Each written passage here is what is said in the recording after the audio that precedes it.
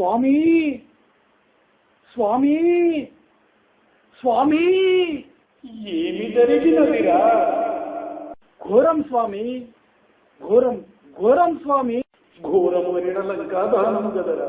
ఆ లంకను ఏనాడో దహనం చేసి ఘోరము అన్నది ఇంకా ఏమి ఉన్నదిరా? లంకను కాల్చితిరి కాని నరులలో రాక్షసత్వమును కూల్చలేదు గదా. ఏమిరా నీ వెనక? ప్రశాంతంగా నన్ను రామనామ స్మరణ చేసుకోనిరా. పవిత్రమైన కేసరి గుట్ట వద్ద సరసల్లాపముల ఆ ఘోరమును చూడుడు. నాకు వరికాళ్ళ మంట నెత్తికెక్కుచున్నది.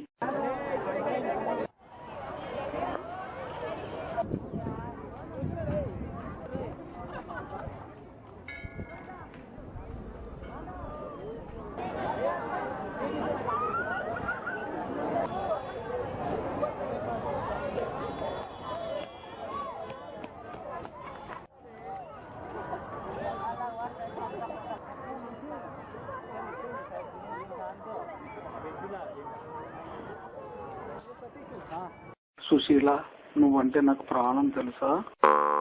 సుశీల ఎనిన శీలవతి గదా. శీలవతులు ఇలా సరసల్లాపములు ఆడరు గదా స్వామి. నాది శంఖం లాంటి మెడ అంటావు, అది ఎలా గోసిపోయినదో చూడు.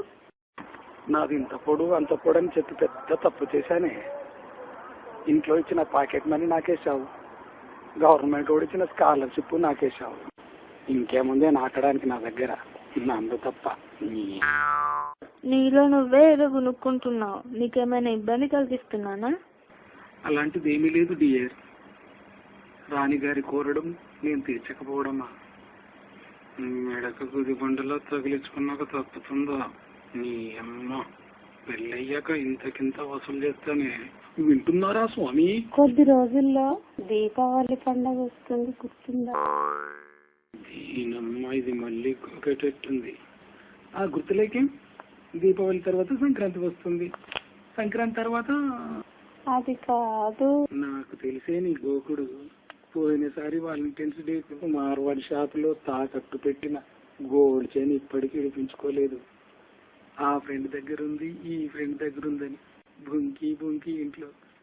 నీ వల్ల తన్నుల మీద తన్నులు తిన్నాను కదా దొంగముండా. ఊరించి ఊరించి చంపుతావు. ఒక్క ముద్దిచ్చిన పాపాన పోయిన అవే దగులు బాజుదాన.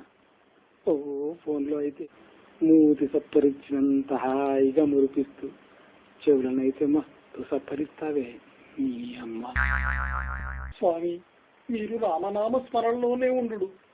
నేను ఏ స్కందగిరికో రామకృష్ణ మఠముకో పోయి ఆ దైవ ప్రసంగాలు విని ధన్యుడనయ్యదను. సెలవు స్వామి, సెలవు. వచ్చే వారం మా బంధువుల పెళ్ళుంది. వాళ్ళు చాలా ధనవంతులు, గంట కోటేసి మారుస్తారు. నీ తల్లి, వాళ్ళకు పనేం లేదా? బట్టలు ఇప్పేసుకోవడం కట్టుకోవడం, బట్టలు ఇప్పేసుకోవడం కట్టుకోవడం, ఇప్పేసుకోవడం కట్టుకోవడమేనా? బలిసిన వాళ్ళ పని కదా, గట్లనే ఉంటారు మరి. దీనమ్మ దగ్గితే నేనే పెట్టాలి, దీని చెల్లె తుమ్మితే నేనే పెట్టాలి, దీని తమ్ముడికి నేనే పెట్టాలి. కర్మకాలి తగులుకున్నానే నిన్ను. బొండ్రికాయ విసికిస్తే పీడ పోయేది. స్వామి, నేను కందగిరికి వెళుతున్నాను. ఒక మాట, ఈ పాప కార్యము చూసిన మనసు వికలం చేసుకోకు. నీ ఏకాగ్రత భంగము రాని. అయినా అక్కడ కూడా ఉండేది నేనే కదరా.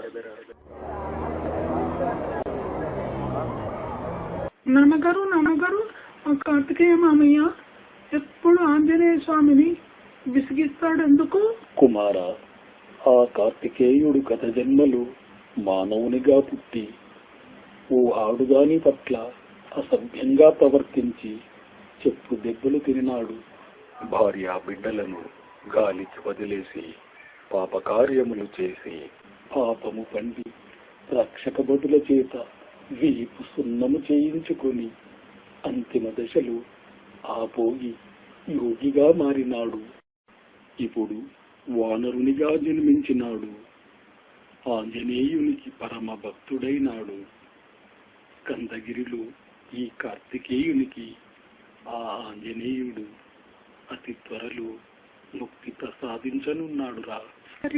మరి ఈ పాపకార్యము చేయుచున్న జంటలకు కూడా ముక్తినిస్తాడా?